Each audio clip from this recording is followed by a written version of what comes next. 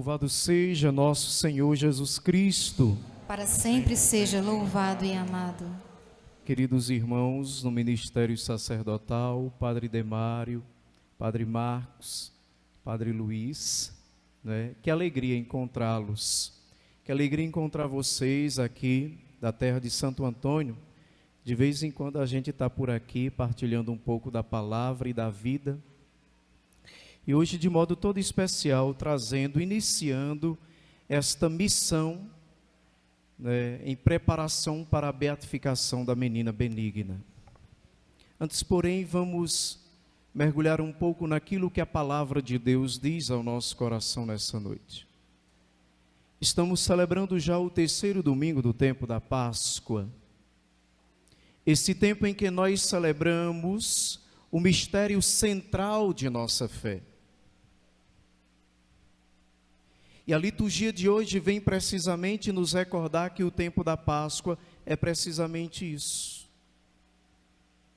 Nós estamos enxergando e percebendo a partir da liturgia da palavra, desde da nossa celebração da oitava de Páscoa, como a experiência da morte de Cristo marcou profundamente a comunidade apostólica. E como foi difícil o processo da comunidade apostólica também compreender, assimilar e entrar na dinâmica da ressurreição. Claro, não é de admirar, uma vez que os apóstolos puseram em Cristo toda a esperança, uma expectativa tremenda das suas vidas. Eles esperavam que de fato Jesus os libertasse de todas as amarras, de todas as prisões, de todas as dificuldades. Ora, se não é isso, quando, por exemplo, Jesus está entrando em Jerusalém e o povo aclama e os apóstolos perguntam, é agora que irás instaurar o reino? E Jesus diz, olha, não vos cabe saber o momento, isso pertence a Deus. Mas era a expectativa da comunidade apostólica. Ora, eles acreditavam que Jesus haveria de libertá-los de todas as forças que aprisionavam o povo. Naquele momento da história, os libertasse do poder do Império Romano, que subjugava o povo de forma tão profunda e dolorosa. E o evento da cruz não é só a morte do Mestre, mas o evento da cruz é também a crucificação dos seus sonhos, das suas expectativas, daquilo que eles lançaram em Cristo, como expectativas da instauração do reino de Deus. E é por isso que a gente viu, por exemplo, durante esses últimos dias, como foi difícil o processo da comunidade apostólica acreditar na ressurreição. Jesus precisou aparecer muitas vezes e, no entanto, eles ainda tinham certa dificuldade. Ora, a expectativa foi grande e também grande foi a frustração. Quanto mais nós colocamos uma expectativa em torno de alguma coisa, tanto maior é a possibilidade de nós nos frustrarmos. Por isso foi difícil o processo. Por isso a comunidade apostólica estava na penumbra. A gente tem escutado o Evangelho de São João esses últimos dias, que normalmente começa no anoitecer, no entardecer, que não é simplesmente essa rota do tempo, mas é precisamente o estado psicológico, emocional e espiritual no qual a comunidade se encontra, de esfriamento, de penumbra, de escuridão, de tristeza. Mas Jesus irrompe nessa situação, para ajudá-los a experimentar a força da ressurreição, para fazê-los vencer as realidades que eles passaram pela experiência da cruz. E hoje nós temos essa página linda do Evangelho, espetacular, em que nós vamos percebendo a delicadeza de Cristo, a sua sensibilidade e a generosidade do seu coração para ajudar a comunidade apostólica a refazer a experiência fundamental. Não sei se quando vocês escutam essa página do Evangelho, em que fala que os apóstolos passaram a noite inteira trabalhando e nada conseguiram pescar, vocês não lembram um outro momento da vida dos apóstolos. O primeiro encontro de Jesus com os apóstolos foi do mesmo jeito.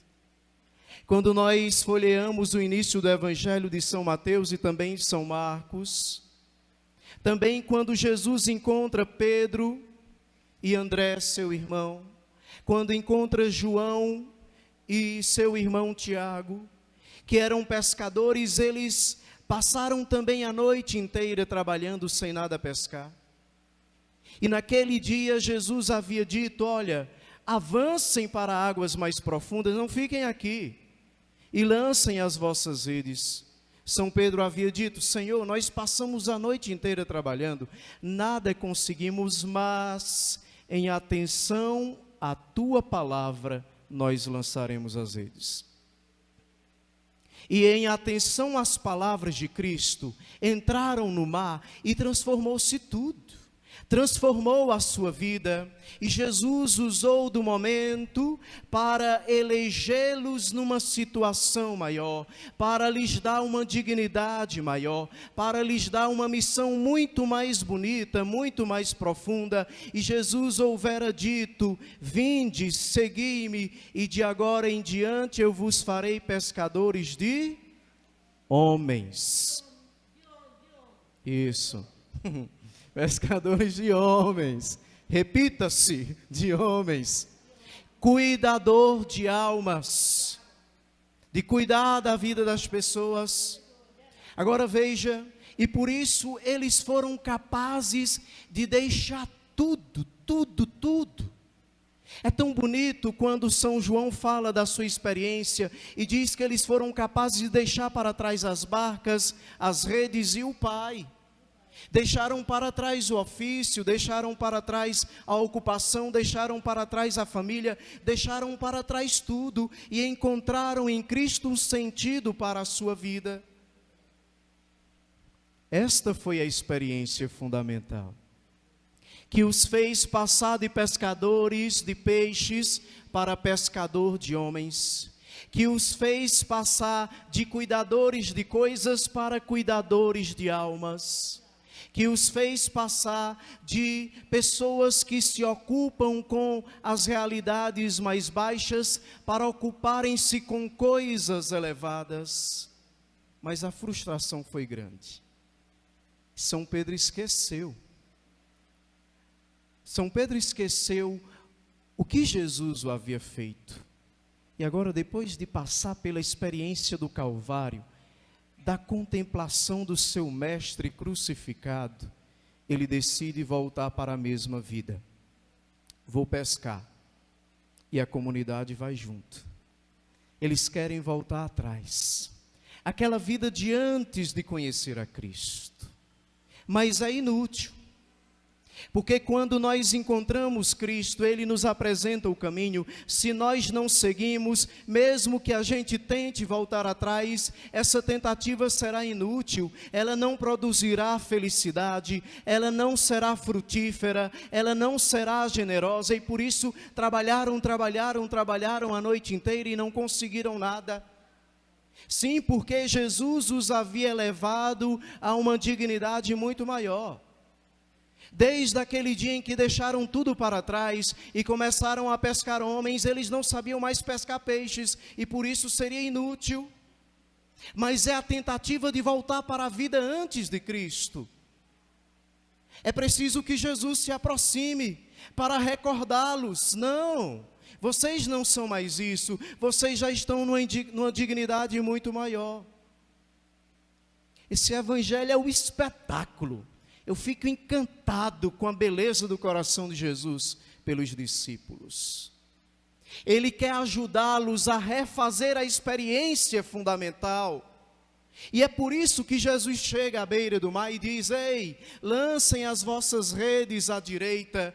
E o que era antes falta, transformou-se em abundância. E foi tanto peixe, vai dizer o Evangelho, que eles precisaram chamar os colegas na outra barca para arrastar a rede.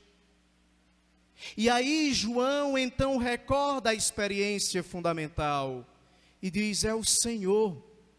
E Pedro agora reveste-se outra vez da sua missão e lança-se, não no mar da Galileia, mas no mar da missão, porque a Páscoa quer fazer isso em nossa vida.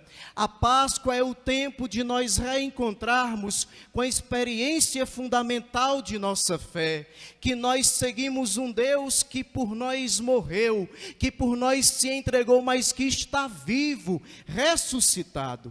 E todos os anos nós celebramos essa liturgia para dizer outra vez que nós seguimos esse Deus vitorioso, esse Deus ressuscitado, esse Deus que transforma as cruzes, que era lugar de maldição, em lugar de salvação. Esse Deus que transformou uma tragédia, que humanamente foi o assassinato tão cruel da menina benigna, em sinal dos mártires, daqueles que se unem à cruz, e transformou tudo isso em bênção.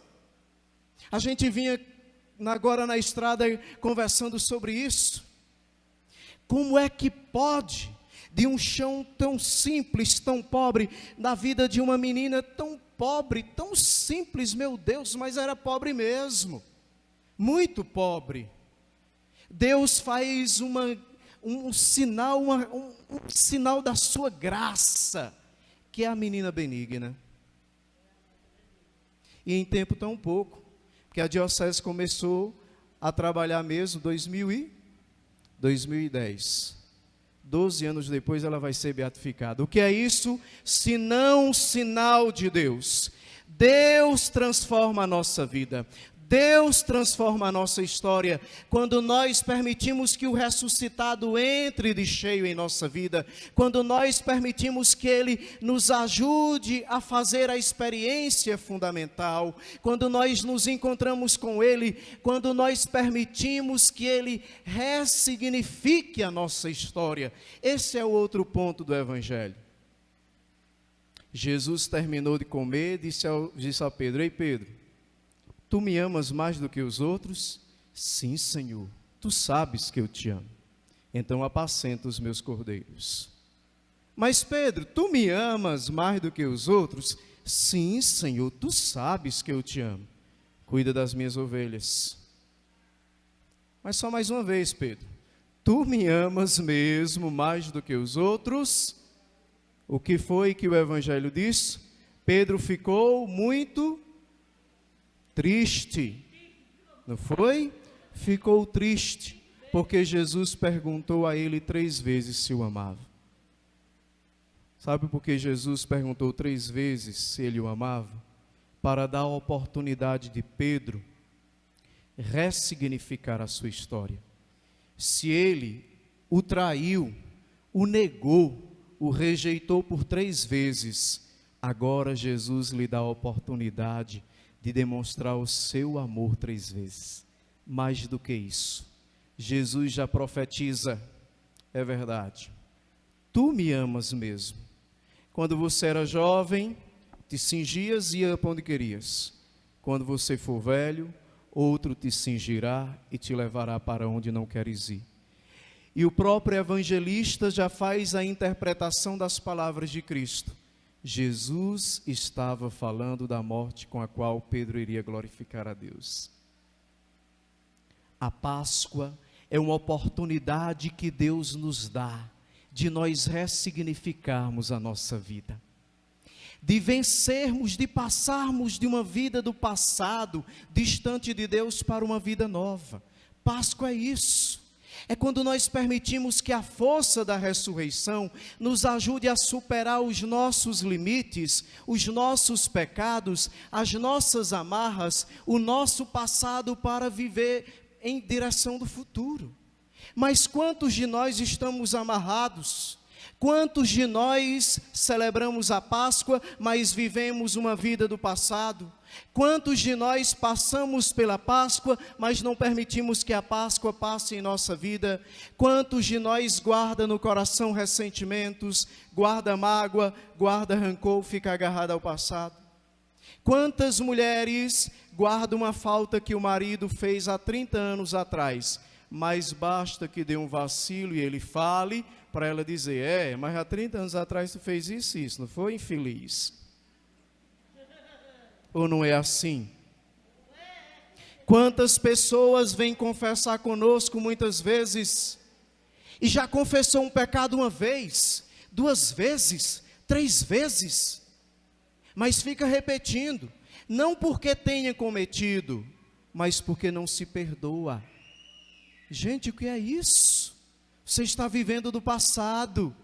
Quem faz a experiência com Cristo ressuscitado, rompe com o passado, lança-se para o futuro. Jesus não nos quer aprisionado nos túmulos da história, mas Jesus nos quer sempre caminhando para frente, para os céus que nos aguarda. Essa é a manifestação do nosso amor, romper com a vida distante de Deus, estabelecer uma vida de comunhão. E assim como São Pedro foi capaz de amá-lo com o sangue derramado, também assim foi benigna, que para não pecar, foi capaz de lutar até o último instante e de perder a vida. Não perdê-la, porque o Evangelho diz, quem perder a sua vida por causa de mim, na verdade aguardará para a vida eterna. Amém? Deixemos que a Páscoa entre em nossa vida, rompa com os nossos túmulos, vença o nosso passado e nos lance para a frente no caminho dos céus. Louvado seja nosso Senhor Jesus Cristo, para sempre seja louvado e amado.